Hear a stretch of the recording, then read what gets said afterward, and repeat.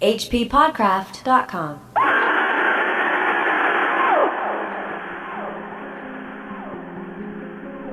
Millvale 02 by Repairer of Reputation. Available now on Bandcamp, playing now and throughout the episode. A soundtrack to a game that never existed for a system that was never released. The Panasonic M2. Escape to a different reality. Order now and get the Millvale Zine, a collection of information and art about the game. The album will be a Bandcamp exclusive until the end of the year, and podcast listeners can get 20% off anything on the Repairer of Reputation's Bandcamp with the code PODCRAFT. RepairerofReputations.bandcamp.com. Plug in to the past.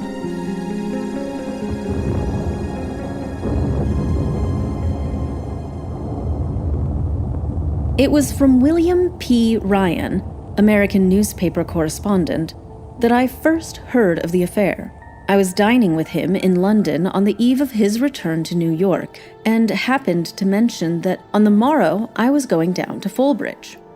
He looked up and said sharply, "Fulbridge, Cornwall?" Now, only about 1 person in 1,000 knows that there is a Fulbridge in Cornwall. They always take it for granted that the Fulbridge, Hampshire, is meant. So Ryan's knowledge aroused my curiosity. "Yes," I said. "Do you know it?" He merely replied that he was darned. He then asked if I happened to know a house called Trearn down there.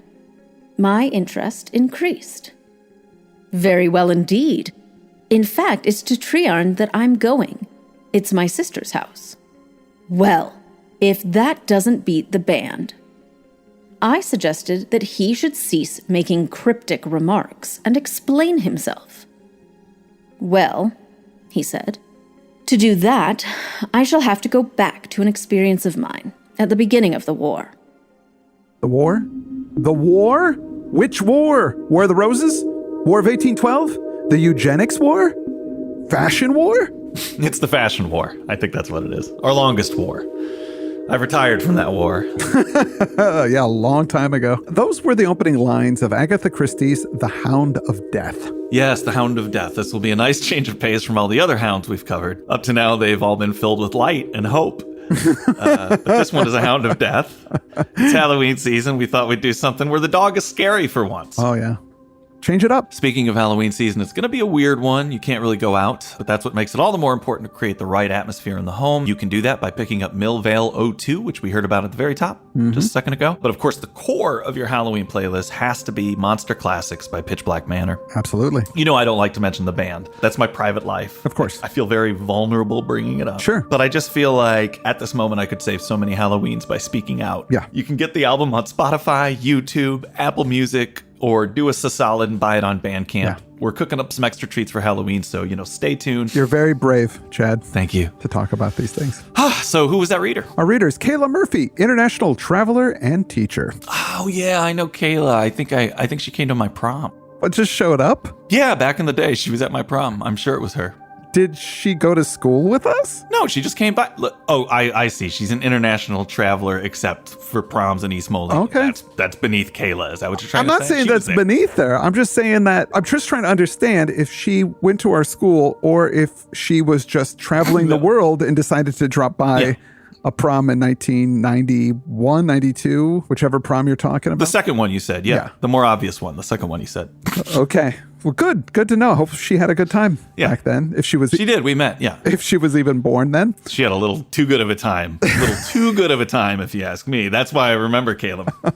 So let's get a little bio on this titan of literature, Agatha Christie. Yes, Titan is right. I'm looking at the back of one of her books right now, and it says, she is the most widely published author of all time, outsold only by the Bible and Shakespeare. Wow. Her books have sold more than 1 billion copies in English and another billion in 100 foreign languages. She died in 1976. Yeah. They really should have put a line break in before that last sentence because it sounds like that's also a boast.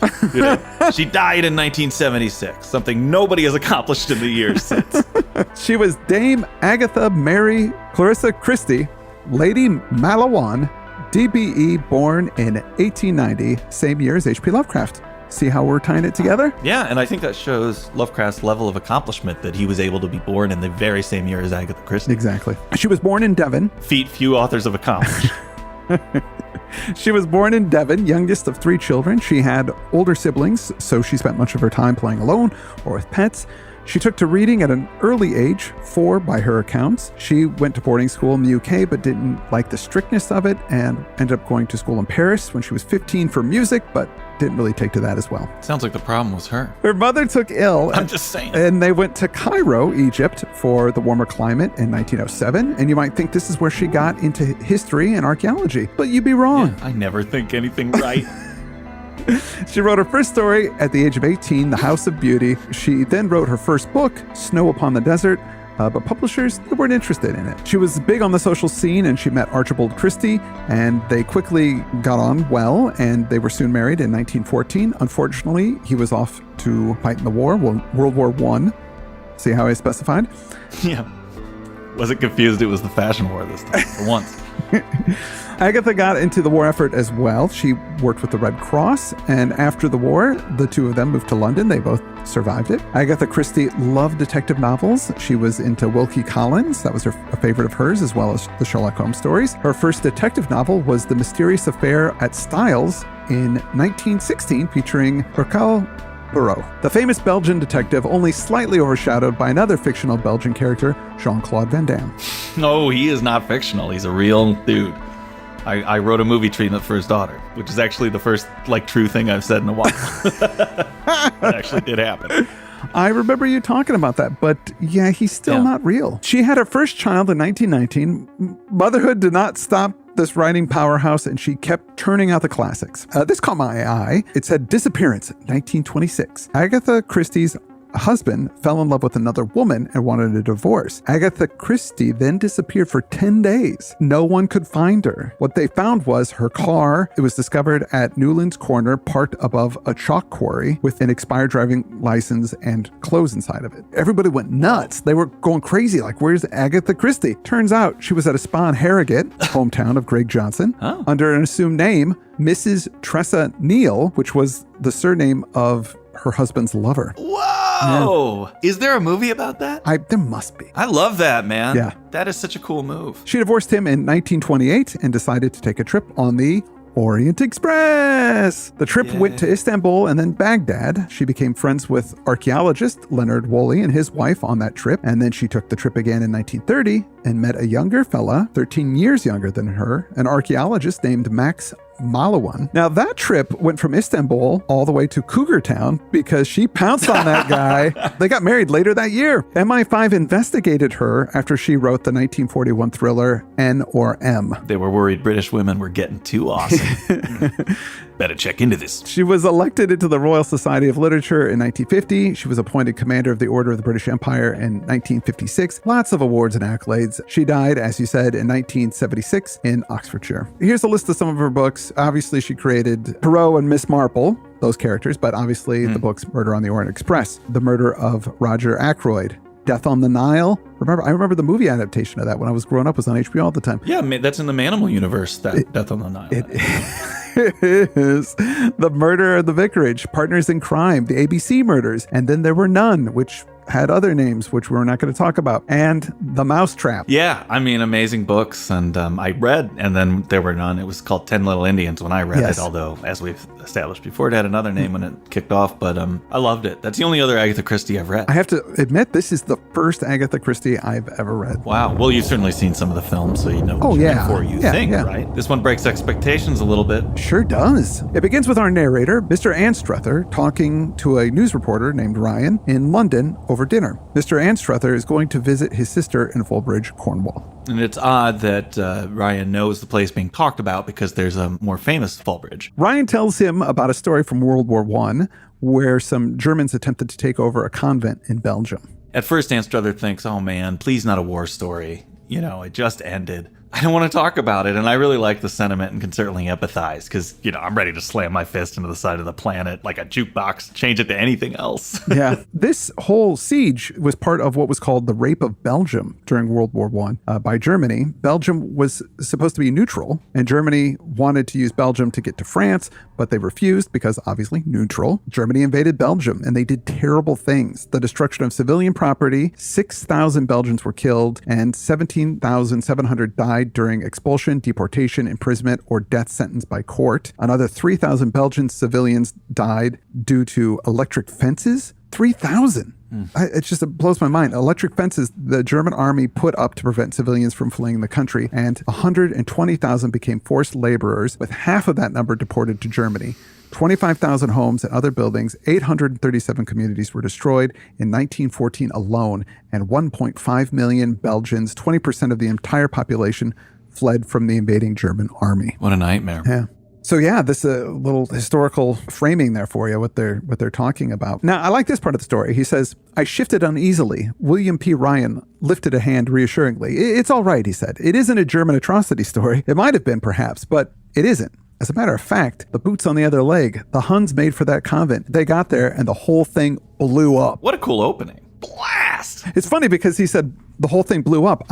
He means literally blew up. Like, I thought it was like a metaphorically blew up when I first read it. And then as he keeps describing things, I'm like, oh, wait, they actually exploded. I should say the Huns had been celebrating and had monkeyed around with their own explosives, but it seems they hadn't anything of that kind with them. They weren't the high explosive Johnnies. That's one of my favorite lines. Well, then I ask you, what should a pack of nuns know about high explosive? Some nuns, I should say. What? Your interpretation of that character was exactly the same as Christopher Lee's when he did the reading of this. Even down to the what I threw in? Yeah, he threw that in too. We're brothers. Now, no one Spiritual is sure how this whole thing happened, as the German soldiers didn't have any explosives on them. So the people living around there think that it's a modern miracle. One of the nuns had a really high reputation. She was a budding saint almost. At least that's what people said around there. And it was said that she had called down lightning to kill the attackers. Holy metal.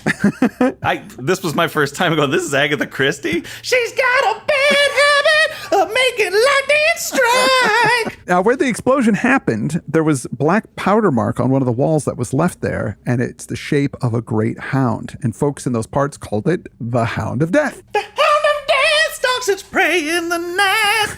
That super nun, she fled Belgium as a refugee and moved to England. Mr. Anstruther says that his sister took in nun refugees. Wait a minute, are we talking about the same explosive super nun? Ryan says he always meant to follow up, but Cornwall is pretty out of the way, so he never got around to it. Truth is, Cornwall is out of the way. I'm afraid I only investigated the super nuns that were closer to home. I'm ashamed to say. He asked Mr. Anstruther if he finds anything interesting about her, if she's actually down there, let him know. Yeah, since he was too lazy to follow up. Exactly. You do the work for me. So we cut to Mr. Anstruther in Triarn having lunch with his sister. On his second day in town, he finally asks about this nun. Turns out, yep, she was there, Sister Marie Angelique. She was a strange woman, his sister recalls, but now she's under the care of a young doctor by the name of Rose. I think it's rosé. Like the fine boxed wine. Seems Sister Marie Angelique was having hallucinations and other issues. His sister says she looks the sort of person who could blast you, if you know what I mean. And then I was really surprised that Agatha Christie had the narrator say, no, what the f*** are you talking about? That line really shocked me. It kind of seemed out of place. Yeah, it does. He arranges to meet Dr. Rose, who seems to be a pleasant enough guy, but there is something about him that's slightly off-putting. It says there was something about his personality that rather repelled me. It was too forceful to be altogether agreeable. He gives Dr. Rose the story about Marie, and he seems to understand. That explains a great deal, he says. He says that when she arrived, she had obviously suffered from some kind of mental shock.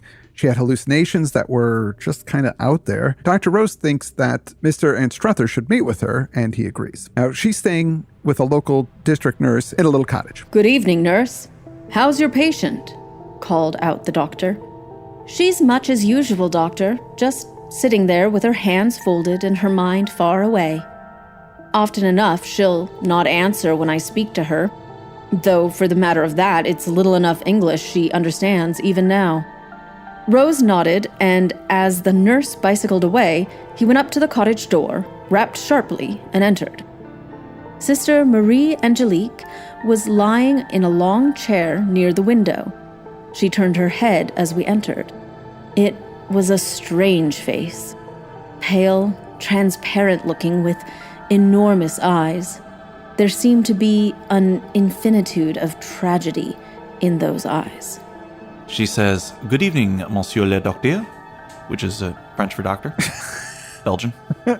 Dr. Rose comes in and talks to her gently and asks her about her dreams. He asks if she had dreams about Belgium, and she says, no, I dream of a country that never existed. She sees Mr. Anstruther and thinks he's a doctor, but Dr. Rose explains, no, he knows something about what happened back in Belgium. But Mr. Anstruther notices at this point, Dr. Rose has pointed canine teeth and a very wolf-like quality about him. You know, now that I'm thinking through my lore, if a person has long canine teeth, and if their ring finger and middle finger are the same length, and if they have a fondness for rosé, could be a werewolf. So once again, you know, the name is kind of telling you. Yeah. I remember Kayla had a belly full of rosé at the prom. Back then I had my suspicions. Is she a werewolf?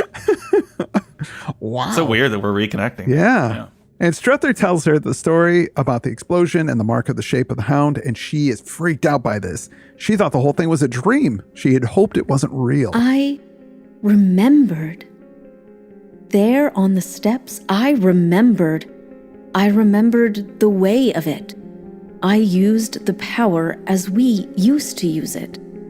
I stood on the altar steps and I bade them to come no farther.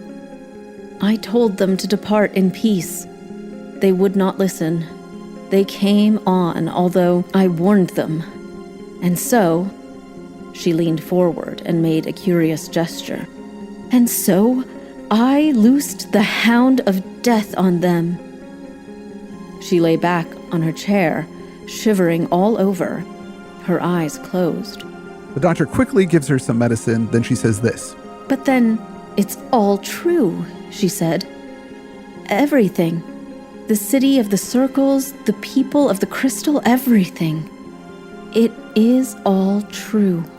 Man, this is some crazy stuff here that we're getting thrown out. I know. This is not what I expected. I just thought it might be kind of a weird ghost story sort of thing, but this is not that at all. Well, no, I mean, at first I think, oh, wow, somebody just exploded stuff with their mind, so we're going to be just dwelling on that. And then nope, there's a whole prehistory thing about to be. Yeah. So Rose asks her about the City of Circles, and she explains there were 3 circles. The first circle for the chosen, the second for the priestesses, and the outer circle for the priests. And then at the center, the House of the Crystal. And at this point, she traces some kind of strange shape on her forehead.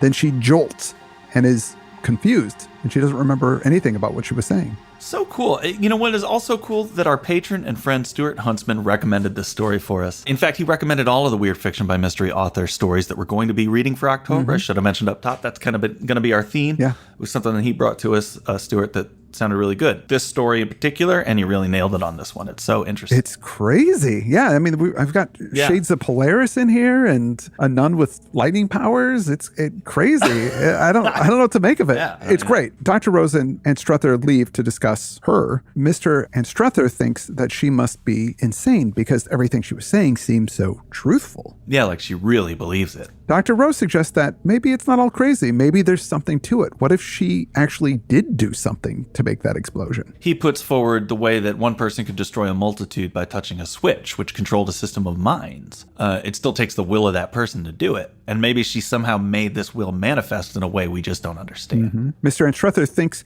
it's a bit far-fetched, but Dr. Rose pulls a little A.C. Clarke here and suggests that our technology would seem magical to a savage. Perhaps she's using natural laws that we just don't understand yet. It says, I cannot completely dismiss the possibility that a human being might be able to tap some vast destructive force and use it to further his or her ends. The means by which this was accomplished might seem to us supernatural, but it would not be so in reality. This all felt so Indiana Jones to me, actually, because Rosé seems to be angling for this power. You know, he's wolf-like and he's really interested in it, this ancient destructive power that this bad guy's going to use. It just all had that, you know, Indiana Jones and the Hound of Death feel to it. Would have been better than the Crystal Skull, dude.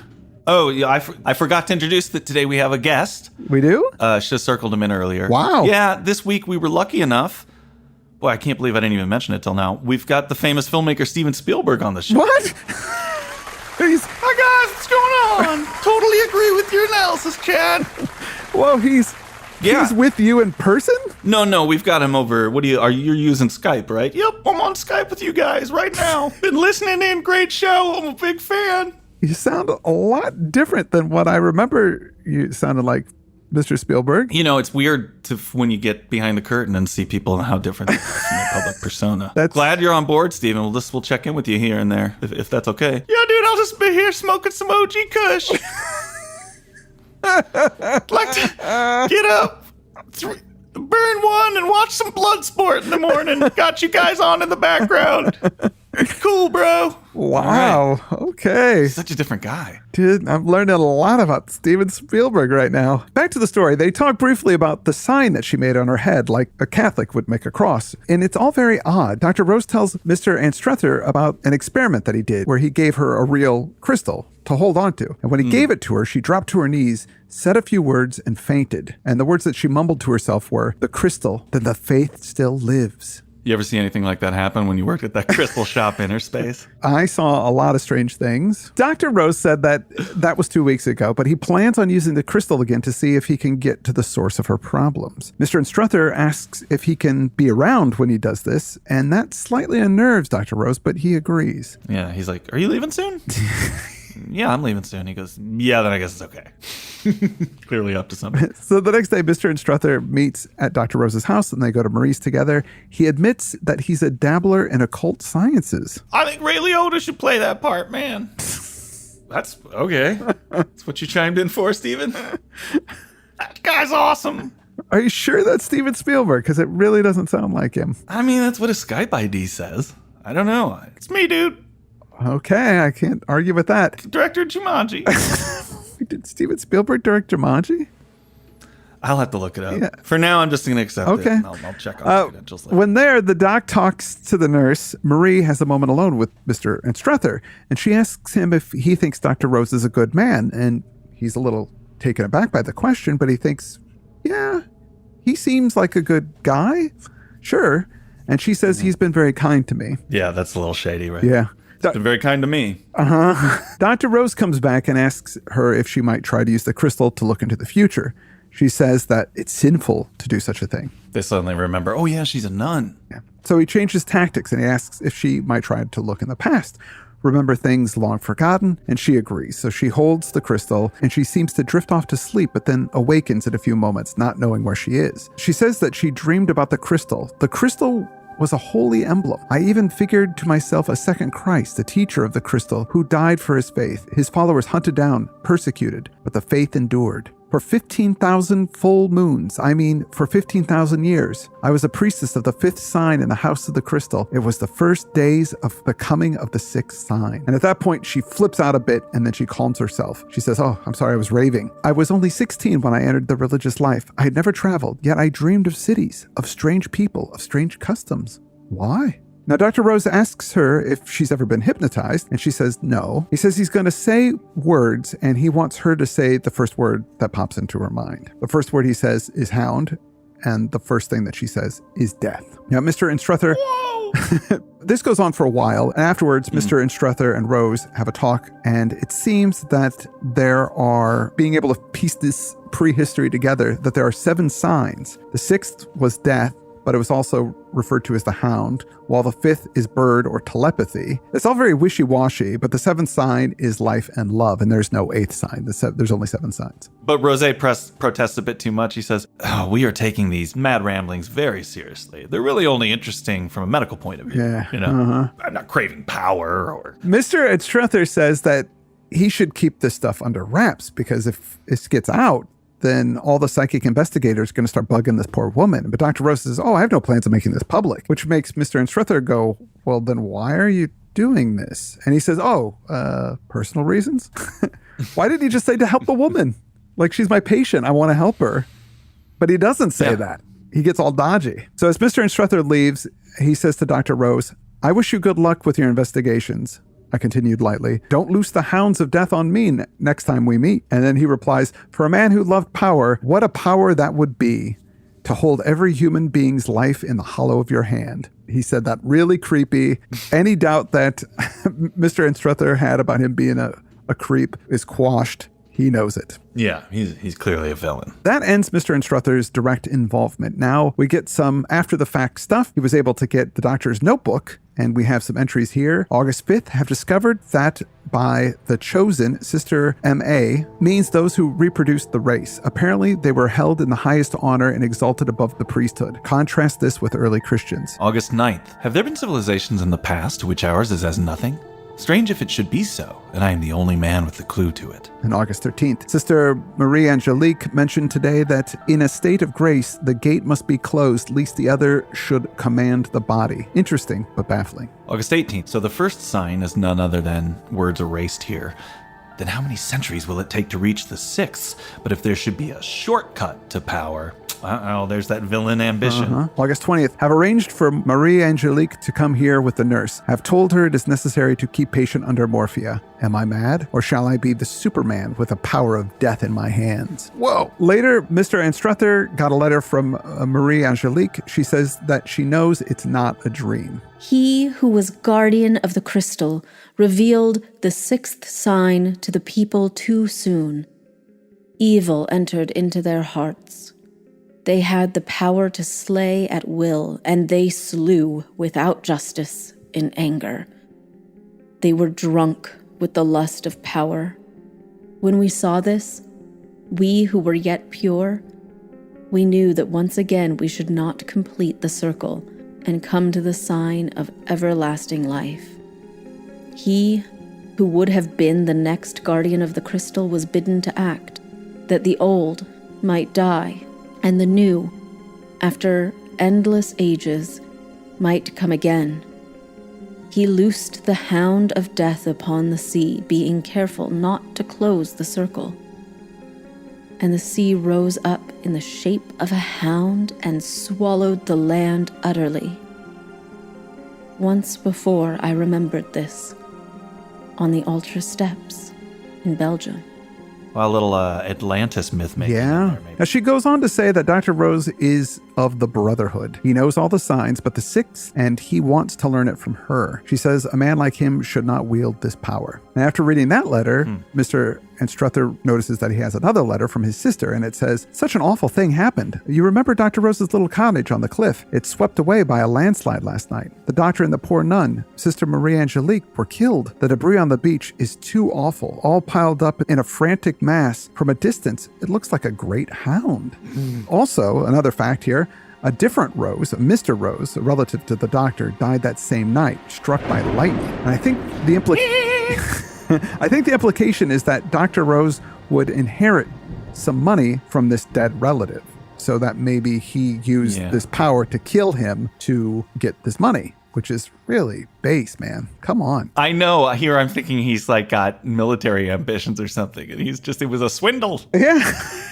I mean, he basically did something that you could have done without supernatural powers, like kill a person. He Hans Grubered us. We thought he had big schemes, and he's like, you're just an ordinary thief. He goes, I'm quite an uncommon thief, or whatever his line is. Yes, but of course he was careless, and the force came back to bite him in the ass. But of course, it is all nonsense.